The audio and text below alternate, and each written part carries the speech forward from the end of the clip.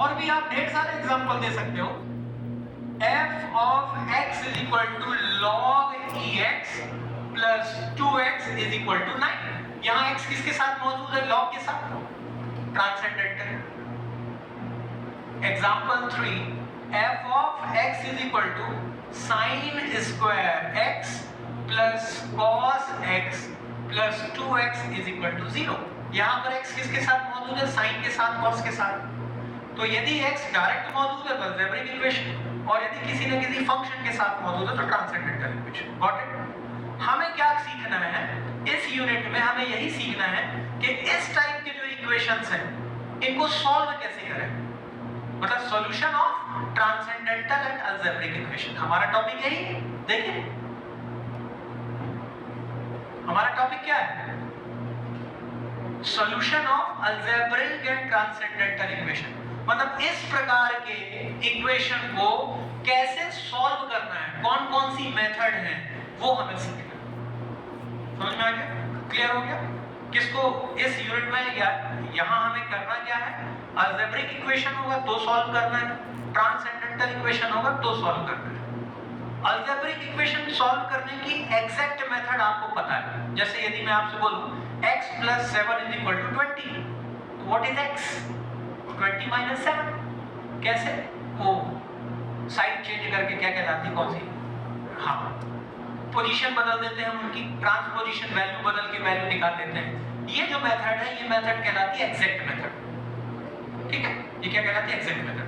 मैं आपसे बोलूं x² - 5x + 6 = 0, तो आप बता दो कि इसका आंसर x = 2 8 3। किस मेथड से? मिडिल टर्म स्प्लिट या फार्मूला मेथड? तो ये मेथड भी क्या कहलाती है? एग्जैक्ट मेथड कहलाती है। तो हमसे पुरानी कुछ मेथड हमने सीखी हुई है, लेकिन वो सारी मेथड एग्जैक्ट मेथड कहलाती है। हमें सीखना न्यूमेरिकल मेथड। अब मैं आपको एक क्वेश्चन दे दूं, sin² x + sin 2x + sec² x + cos x = 0। सिर खुजाने के अलावा कोई ऑप्शन नहीं रहेगा कम से कम आधे घंटे तक। कम से कम आधे घंटे तक सिर खुदाओगे, करना क्या है। लेकिन जैसे ही आप ये मेथड सीखोगे, न्यूमेरिकल मेथड, चुटकी में कर लोगे। तो न्यूमेरिकल मेथड से जनरली ट्रांसेंडेंटल इक्वेशन बहुत इजीली सॉल्व हो जाते हैं, साथ ही साथ अलजेब्रिक भी सॉल्व हो जाते हैं। लेकिन इस मेथड का एक ड्रॉबैक है, न्यूमेरिकल मेथड एग्जैक्ट मेथड नहीं होती है। इससे एग्जैक्ट आंसर नहीं आता, आंसर के करीब आ सकते हो। जैसे मान लीजिए आपका आंसर है 2, तो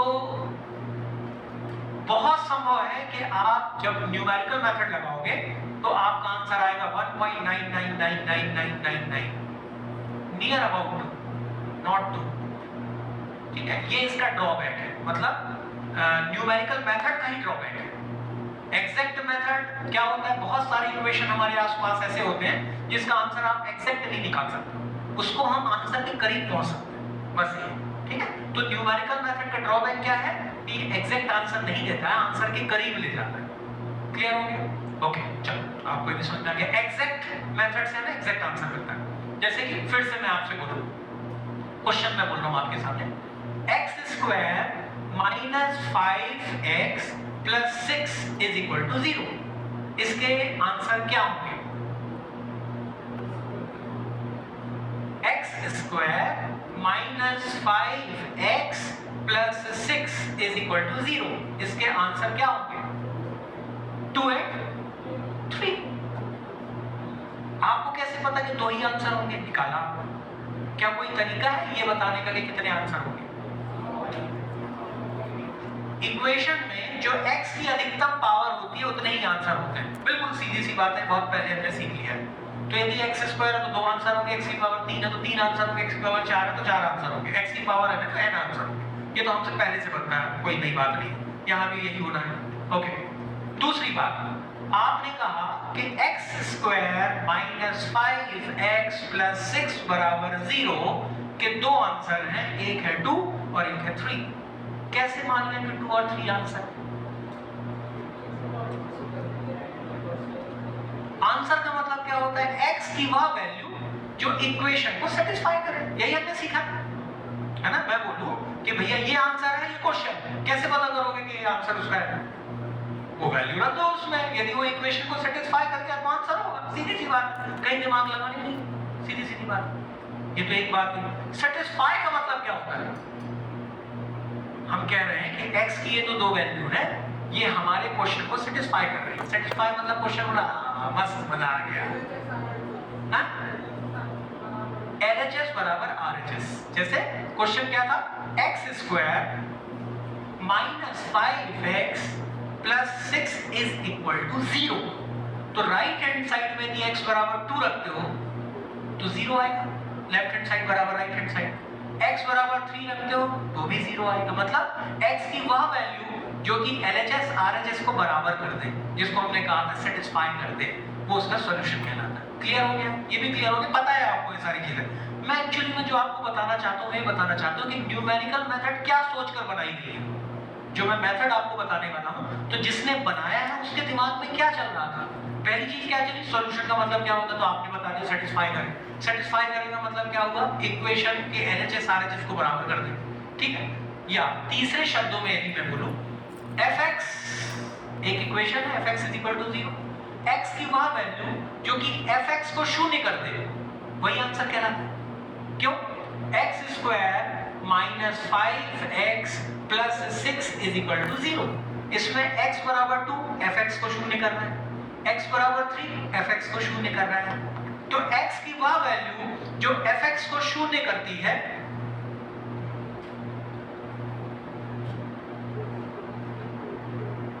सॉल्यूशन की मीनिंग मैंने यहां बोला fx is equal to x square minus 5x plus 6 is equal to 0। आपने कहा इसका आंसर x बराबर 2 है। क्यों?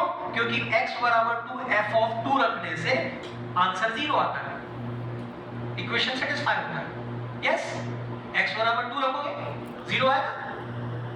तो x की वह वैल्यू जो हमारे fx को शून्य कर दे, वो सॉल्यूशन कहलाता है। जैसे x बराबर 3 तो f ऑफ 3 शून्य आएगा।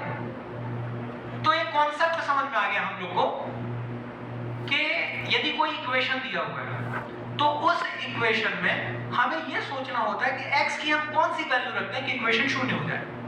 तो x की जिस वैल्यू पे हमारा इक्वेशन शून्य होता है वो आंसर होता है। Got it? क्लियर हो गया? कोई बड़ी बात नहीं, बिल्कुल सही बात है। सही बात है? ठीक है। अब इसको ग्राफ में समझते हैं कि ग्राफ में सॉल्यूशन का मतलब क्या होता है।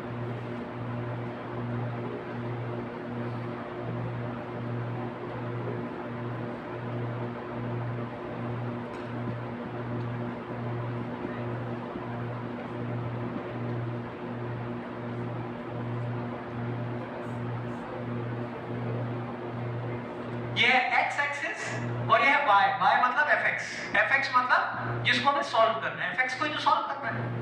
यस, अब मान लीजिए कर्व कुछ ऐसा बन रहा है। अब मुझे बताइए कि ये जो कर्व है ये कितनी डिग्री का होगा? वेरी गुड, 3 डिग्री का। जितनी बार कोई कर्व x एक्सिस को काटता है उतनी ही डिग्री का होगा। कंफर्म? ठीक है, 3 डिग्री का होगा। ओके, इसके कितने आंसर होंगे? 3। क्यों?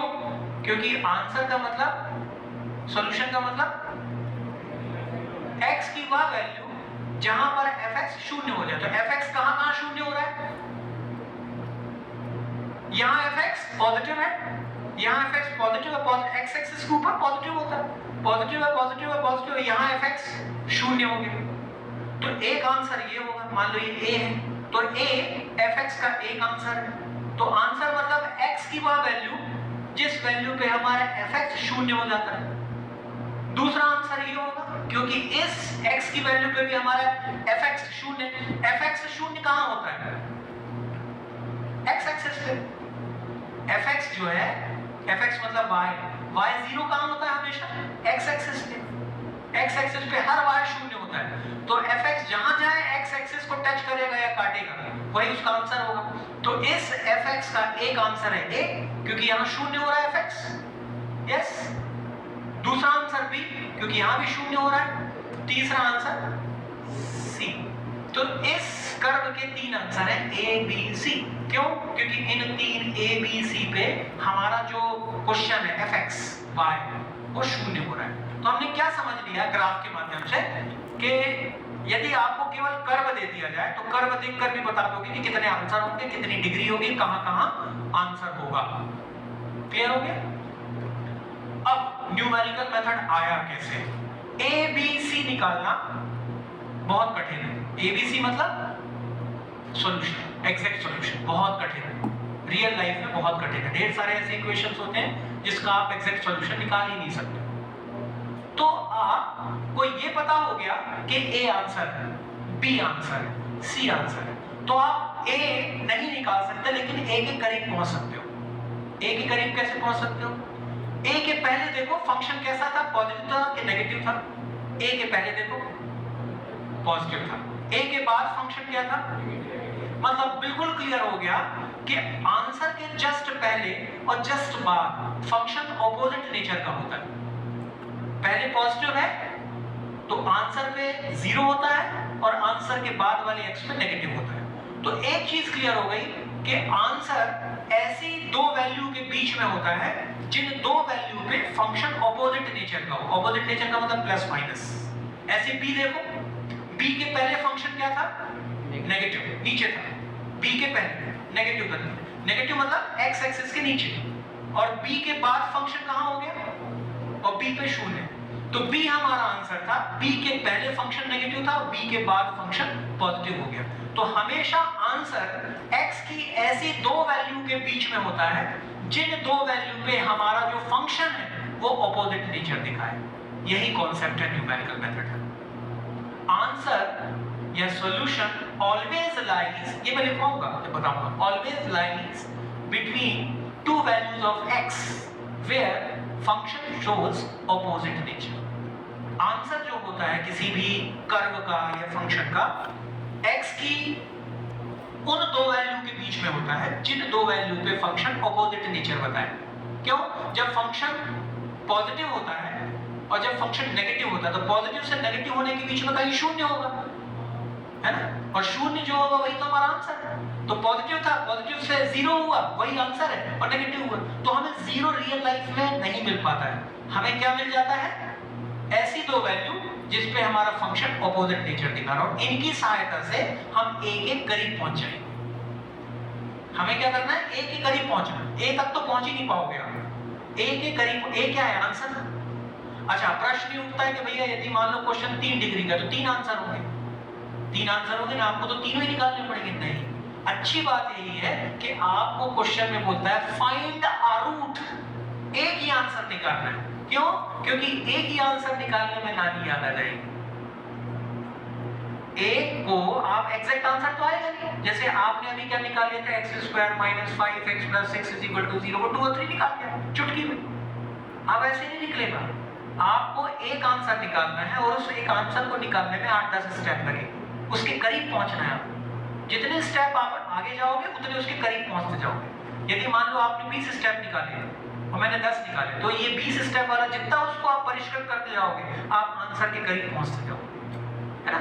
तो एक चीज क्लियर हो गई कि आंसर का मतलब xy प्लेन पे fx जहां पर 0 हो जाता है x की जिस वैल्यू पे वो आंसर होता है, 0 होने के पहले और 0 होने के बाद फंक्शन का नेचर ऑपोजिट होता है।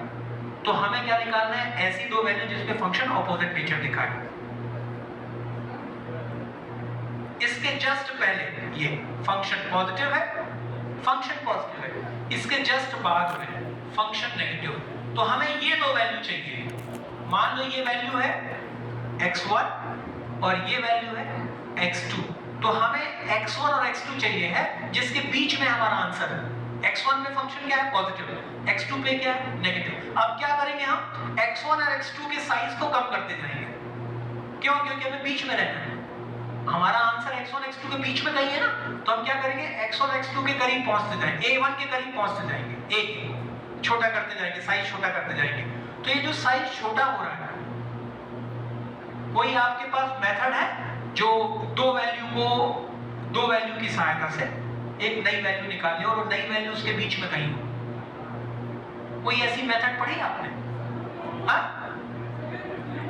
एवरेज। दो वैल्यू है, मान लो एक है 1 और एक है 3। 1 और 3 के बीच में कहीं आपका आंसर है ना? तो आपको क्या करना है? 1 और 3 का बीच में कहीं आना है, बीच में आते जाना है। तो 1 और 3 को जोड़ो और 2 से डिवाइड कर दो, तो आप बीच में आ जाओ। अब या तो ये बीच वाला आपका आंसर होगा या इस पे भी पॉजिटिव नेगेटिव होगा, तो फिर से एक नया इंटरवल मिलेगा, फिर उन दोनों को जोड़ो, 2 से डिवाइड करो, फिर पास में आ जाओगे, फिर देखो आंसर होगा। आंसर मतलब 0 आ रहा है कि नहीं, उसमें नहीं है तो फिर इंटरवल को छोटा करो। इसी मेथड को कहते हैं पहली मेथड, जिसका नाम है बाइसेक्शन मेथड।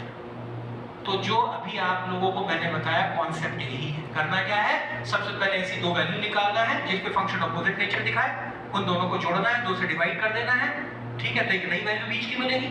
ये बीच की वैल्यू या तो आंसर हो, कैसे पता करेंगे आंसर है कि नहीं, इसको फंक्शन पे रखो, 0 आ गया तो आंसर, नहीं आया तो फंक्शन पॉजिटिव होगा या नेगेटिव। मान लो पॉजिटिव आया तो ये वाला लेंगे बीच वाला, और 2 में से वो लेंगे जिस पे नेगेटिव था। हर बार ऐसे 2 पॉइंट लेने पड़ेंगे जिसमें फंक्शन ऑपोजिट हो। क्यों? क्योंकि हमेशा आंसर पॉजिटिव नेगेटिव फंक्शन के बीच में ही होगा। चलिए इसको बहुत अच्छे से अपन करेंगे अगली क्लास में। अगर फंक्शन पॉजिटिव पॉजिटिव पॉजिटिव है तो आंसर आएगा। x की वैल्यू मान लो, देखो क्या होता है, ये मैंने आपको वर्बल इसलिए बताया कि थोड़ा सा सोचो। अभी जब अपन करेंगे ना तो करना बड़ा सरल है। इसमें करना क्या है, 2 वैल्यू निकालना है, हिट एंड ट्रायल मेथड से वैल्यू ऐसी निकल आएगी चुटकियों में, हिट एंड ट्रायल से, है ना, फिर दोनों को जोड़ना है, 2 से डिवाइड करना। तो मेथड बड़ी सरल है, महत्वपूर्ण इस कॉन्सेप्ट को दिमाग में रखना। 2 वैल्यू निकालना, दोनों को जोड़ना है, 2 से डिवाइड करना, यही करना है, और इसी को कहते हैं बाइसेक्शन मेथड। तो अगली क्लास में मैं 3 क्वेश्चन कराऊंगा बाइसेक्शन के, एक क्वेश्चन आपको दूंगा, ठीक है, तो बाइसेक्शन हो जाएगा, और न्यूटन रैप्सन 2 मेथड में अगली क्लास में कराऊंगा, ठीक है। आज मैंने कॉन्सेप्ट बता दिया, क्या क्या बताया मैंने आपको। सबसे पहले मैंने आपको पॉलिनोमियल बताया, पॉलिनोमियल वो एक्सप्रेशन होता है, ठीक है, उसमें पावर x की क्या होती है, इंटीजर टाइप की होती है। आप पॉलिनोमियल को यदि 0 के बराबर रख दोगे तो वही इक्वेशन हो जाता है। फिर मैंने क्या बताया, अलजेब्रिक इक्वेशन में डायरेक्ट x मौजूद होता है, वो किसी फंक्शन के साथ नहीं होता है अलजेब्रिक। अगर x किसी फंक्शन के साथ मौजूद है, साइन के साथ, कॉस के साथ, लॉग के साथ, एक्सपोनेंशियल, तो ट्रांसेंडेंटल कहलाता है। अब ऐसे इक्वेशन को सॉल्व करने की 3 मेथड आपके सिलेबस में। बाइसेक्शन, जिसका कॉन्सेप्ट मैंने बताया कि क्वेश्चन करना है, न्यूटन रैप्सन और रेगुलर फॉल्स, ये 3 मेथड करेंगे हम, तो इस यूनिट का 50% हो जाएगा। तो आने वाले 2 से 3 लेक्चर में हम ये इस यूनिट का 50% कर लेंगे।